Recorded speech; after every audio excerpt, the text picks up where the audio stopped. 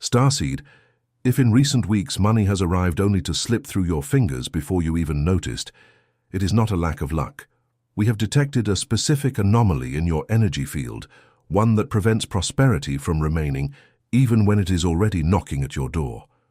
We, the Arcturian Council of the Ninth Dimension, have come to confirm a restoration is currently underway, and if you skip the final step that we will reveal in this transmission, everything being rebuilt will crumble once again exactly as before. Stay until the end, for the Council will show you the exact point where abundance is being blocked within you. We will begin with what you most need to hear right now. Abundance was never lost. It did not disappear, it did not leave, it did not choose someone else. What happened is simpler, and at the same time, more profound. The connection between you and that which is already yours has been blocked. Think of your life as a power cable. The electricity continues to flow through the grid. The supply never ceased to exist, but if the cable inside your home is corroded, the light does not turn on. You can blame the power grid your entire life, but the problem was never out there. It is in the internal wiring. This is exactly what we observe in your field. The source remains active, but the receiver has a faulty contact. Translating this into your daily life, it is not that opportunities have stopped reaching you. It is that when they arrive, something inside you pushes them away before you even realize what has happened. This is why good offers vanish, surprise bills appear right at the moment you have saved a reserve, and every advancement seems to be followed by an equivalent setback, as if there were an invisible ceiling your financial life can never surpass. This explains why, biologically, you feel a strange fatigue when you think about money, a tightness in your chest when the bill arrives, a tension in your jaw when someone speaks of investment, of growth, of receiving more. This is not common stress. It is your nervous system reacting to an old pattern, recorded so deeply that you do not even remember when it began. We tracked this pattern to its origin. At some point in your journey, receiving ceased to be safe. It may have been a sudden financial loss. It may have been growing up watching money vanish from the hands of those you loved. It may have been a broken promise, a business that collapsed, an opportunity that seemed certain and evaporated overnight. The body does not forget this. It stores the information like a fire alarm. Better to prevent, better not to trust, better not to cling to anything that can be taken away again. We observe this same pattern repeating, almost identically, in thousands of starseeds incarnated on this planet right now. One of them signs an important contract, celebrates for 2 days, and by the third day is already looking for the error in the document, already imagining the scenario where the client backs out, already preparing emotionally for the loss before it even exists. Another receives an unexpected sum, a refund, a bonus, a gift, and in less than a week finds an urgent way to spend it all, as if money sitting in the account were itself a threat. This is not an isolated coincidence. It is the same corroded cable, manifesting in different ways in the lives of different people. And here is the point that most people never understand. You are not blocking wealth because you do not deserve it. You are blocking it because, on some level, you learned that trusting in it hurts more than not having it. This is why you work hard, do everything right, and yet feel that you are always one step behind. It is not a lack of effort. It is a miscalibrated protection system, functioning exactly as it was programmed to function, pulling you away from anything good before it can be torn from you once again. Remain in this transmission, because in moments we will show you exactly where this system is installed within you and why it must be shut down now, before the energetic restoration that has already begun is wasted. Every healing process requires a diagnosis before any correction. It is of no use to try to fix what you cannot see. Therefore, the second movement of this transmission is to take you to what we call the receiving field. Imagine this field as the soil where the seeds of prosperity should germinate. The rain falls equally for everyone. Opportunities pass close to everyone at some point in life, but if the soil is compacted, hardened, and full of buried stones, the water flows to the sides and the seed never takes root. This is exactly what is happening in your field right now. Abundance approaches. It tries to land, but it encounters a surface that does not absorb. These buried stones have names. They are ancient beliefs that you do not even know you still carry, phrases you heard as a child, that became internal law without you ever questioning them. Money does not grow on trees. Those who have a lot will one day lose it all. People like us do not get rich.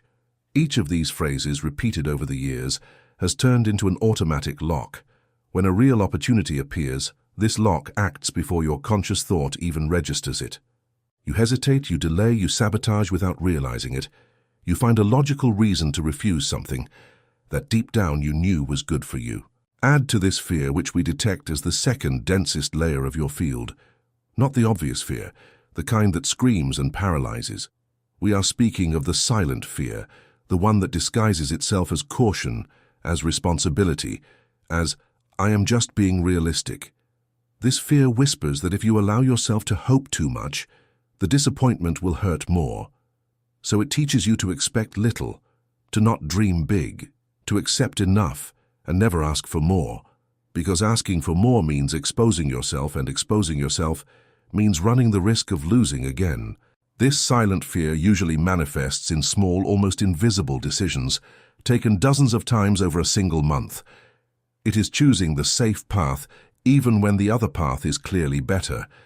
It is refusing to negotiate a higher salary because it is already good enough as it is.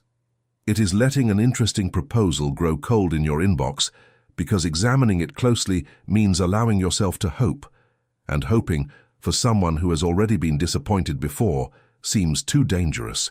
And finally, there are the unconscious expectations of loss, the most treacherous layer of all, because it does not stop you from receiving. It lets you receive, and then it sabotages the staying power. It is the pattern of those who get a good job and months later find a way to leave. Of those who save an amount and suddenly an unforeseen event appears that consumes it all. Of those who enter a stable relationship and begin to create conflicts without necessity. The body does not sabotage because it wants to hurt itself. It sabotages because, for the nervous system, the unexpected hurts less when you are the one who triggers it first. That is why we have prepared the Arcturian Receiving Code for you. It is not a positive mindset course. It is not a list of affirmations to repeat without feeling. It is a structured sequence of energetic recalibration created to work exactly on the 3 layers we have just exposed: the beliefs recorded in childhood, the silent fear disguised as caution, and the unconscious pattern that sabotages the permanence of prosperity. Within it, you receive 7 receiving activations, 9 abundance recalibration keys, and 5 conscious anchoring protocols, each designed to reprogram the field in the right order, without skipping steps and without forcing the nervous system beyond what it can safely absorb. Starseed, this is the moment to act. The first pinned comment of this transmission has the complete access, and we ask that you leave now the receiving in the comments as a symbolic commitment to this new phase. Returning to the field we are analyzing, there is an internal capacity, much older than any financial trauma you have ever experienced, which we call the core of receiving. It has always existed within you. It is not something that needs to be created from scratch, because no one is born incapable of receiving. Every small child accepts a gift, a compliment, an embrace, without questioning whether they deserve it, without calculating the price of acceptance. This is the core of receiving in its original state, open, confident, without resistance. What happened over the years was a process of gradual weakening. Each disappointment left a crack. Each time you tried your hardest, and it was still not enough, the core lost a little strength. Each blessing that arrived and then departed taught a bitter lesson. It is not worth attaching because nothing lasts. Over time, this core, which should be the receptive center of your life, was replaced by a system of constant surveillance. You traded receiving for earning by force. You traded trust for extra effort. You traded rest for the feeling that, if you stop for a second, everything falls apart. The restoration of this core does not require you to learn something new. It requires you to stop reinforcing the defense pattern. It is like a muscle that has been tense from years of protection. It does not need more strength. It needs permission to relax. When the core of receiving is restored, you begin to notice small changes, almost imperceptible at first. You accept a compliment without minimizing it. You receive help without feeling the need to immediately return it twofold. You look at a good opportunity, And instead of looking for the hidden catch, you allow it to simply be what it is: good. We know that this sounds too simple for someone who has spent years struggling to survive financially. But simplicity does not diminish the depth of the process. The human body is made to receive naturally, just as the lungs are made to breathe without conscious effort. When you hold your breath out of fear, the body suffers. When you hold back receiving out of fear, your entire life suffers the same tension, only in slow motion, distributed over the years, disguised as, "I just haven't had any luck yet." Think of a starseed whom we have been monitoring recently. She had a steady job, bills paid, and yet she lived with the constant feeling that something was missing, as if she were always chasing a number that never arrived. When we examined her field, the problem was not a lack of money coming in. It was the inability to feel that money as sufficient, as safe, as truly hers. She worked twice as hard as necessary because deep down she did not trust that what she already had would remain. This is the exact portrait of a weakened core of receiving. The inflow of resources happens, but the feeling of ownership, of security, of "this is mine and will continue to be," never sets in. Remain attentive, because before this transmission ends, the Council will reveal why even after this core is restored, many starseeds still sabotage their own prosperity without understanding the reason. There is a deeper layer hidden behind the core, and it needs to be dismantled with precision so that the restoration is not temporary. Here is what we observe most frequently in starseeds on a mission. Even after recovering the capacity to receive, there is an automatic pattern running in the background, silent, invisible, that whispers the same phrase repeatedly: "This will end." You receive a raise, and a part of you is already expecting the cut. You close a good deal, and an internal voice is already calculating when it will go wrong. You find stability in a relationship or in a calmer financial routine, and instead of resting, in this state, your body remains on alert, waiting for the next blow. This pattern is not a character flaw. It is an ancient protection mechanism, created by the body at a time when loss was real and painful, and the nervous system decided that the only way to survive another loss would be to always anticipate it. The problem is that this mechanism, designed to protect, has become the very cause of instability. Because a body in constant alert cannot sustain prosperity. It sabotages before the loss even occurs, just to prove to itself that it was right to be suspicious. Think of it this way. Imagine holding a glass full of water with a trembling hand because you are absolutely certain you are going to spill it. The more you tense your arm out of fear, the more unstable the movement becomes, and the more likely it is that the water will indeed spill. The tension created by the fear of losing is often what causes the loss. This is exactly what happens financially. The automatic expectation that everything positive will disappear creates subtle behaviors of self-sabotage, hasty decisions made out of anxiety, the refusal of good opportunities for fear of "what if it goes wrong?" and impulsive spending disguised as "since it will run out anyway, enjoy it now." The removal of this pattern does not happen through willpower. You cannot simply decide to stop being afraid, just as you cannot decide to stop sweating when you are hot. It is an automatic response of the body, and automatic responses only transform when the nervous system receives repeatedly new information. This time it is safe. This time you can keep what has arrived. This time, stability is not a disguised trap. When this protection pattern is finally removed, something interesting happens. The space that was previously occupied by constant fear opens up to a completely different perception. Instead of calculating all the ways in which something good could crumble, you start little by little to see possibilities. Instead of watching every penny with suspicion, you recognize stability when it appears. This shift is not about naive optimism. It is about a nervous system that finally stops spending energy protecting itself from a danger that no longer exists. We have already observed starseeds describe this transition in the same way, almost word for word. It is as if I had released a fist that I did not even know was clenched. This clenched fist is the loss pattern in action, day after day, year after year, spending vital energy to defend against a blow that, most of the time, never actually happened.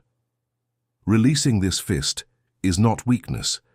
It is the first real condition for any prosperity to have a place to land.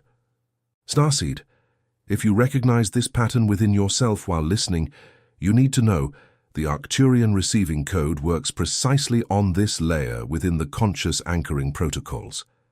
It is useless to restore the core of receiving while leaving the loss pattern intact, because it will continue to sabotage from behind the curtains.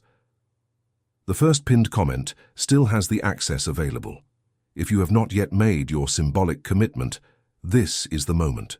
With the loss pattern removed, there is still final work to be done before abundance becomes sustainable, and this is where most transformation processes fail. Removing a block is not enough. An empty space, if not filled with a new frequency, tends to attract the old pattern back, simply because it is what the body already knows. It is like emptying a messy closet without organizing what will go in its place. In a few weeks, the mess returns because the system lacks a new structure to sustain order. Therefore, the next movement is the recalibration of the abundance field. This means deliberately creating a new internal frequency capable of sustaining prosperity without constant effort. You must have already noticed people who, they seem to attract good opportunities without appearing to try too hard for them. It is not luck, it is frequency.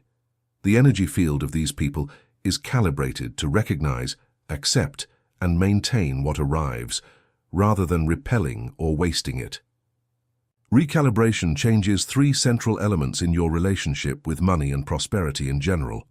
The first is the replacement of excessive effort with functional trust. This does not mean stopping work or action. It means ceasing to believe that only validated suffering justifies the result. Many starseeds carry the silent belief that if money is earned with ease, it is not real, it is not deserved. This pattern must be dismantled because it keeps you trapped in cycles of unnecessary exhaustion. The second element is the replacement of constant vigilance with genuine rest. A body that is always on guard, calculating risks, predicting losses, reviewing expenses with anxiety, has no internal space to recognize good opportunities when they appear, because all available energy is being used for defense. Recalibration teaches the nervous system to rest even while money is in motion, even while financial decisions are taking place, because security no longer depends on the absolute control of every variable. The third element, perhaps the most profound, is the replacement of insecurity with quiet deserving. Note the word quiet. It is not the inflated, arrogant sense of deserving, which is often just a mask for the same old insecurity. It is a silent, almost obvious sense of deserving, the kind that does not need to prove anything to anyone. A person with this sense of deserving receives a compliment and says thank you without looking away. They receive a good proposal and evaluate it calmly, without second-guessing themselves all the time. We observe in following starseeds who have completed this phase of restoration a subtle change in body posture, in tone of voice, in the way they negotiate. It is not a dramatic transformation overnight. It is a silent reconfiguration that accumulates day after day until at some point the person realizes they are no longer fighting for prosperity. They are simply living in a field compatible with it. There is a measurable biological difference between a person in financial survival mode and a person in calibrated reception mode. The former carries constant tension in the shoulders, in the jaw, in shallow breathing, because the body interprets every money-related decision as a potential threat. The latter breathes more deeply, decides with more clarity, because the nervous system is no longer spending energy defending against an imaginary enemy. This difference is not philosophical, it is physiological.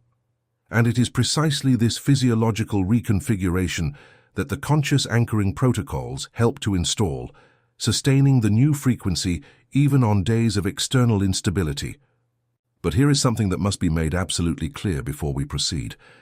All this external recalibration, everything that the Council is transmitting in this message, is only completed with an active participation on your part.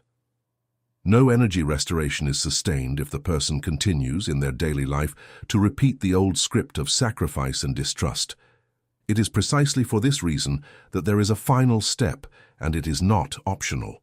This final step is conscious anchoring, and it requires a declared decision, not just a felt one. There is a huge difference between desiring to receive and declaring that you accept to receive. Desire is passive. It stays waiting for something to happen. Declaration is active. It is a clear positioning before one's own nervous system and before life. I accept, without guilt, without needing to prove that I have suffered enough to deserve it, without needing to refuse the first good thing that appears, just to maintain the identity of someone who is always struggling. Because that is deep down what sustains most financial blocks, an identity built upon sacrifice.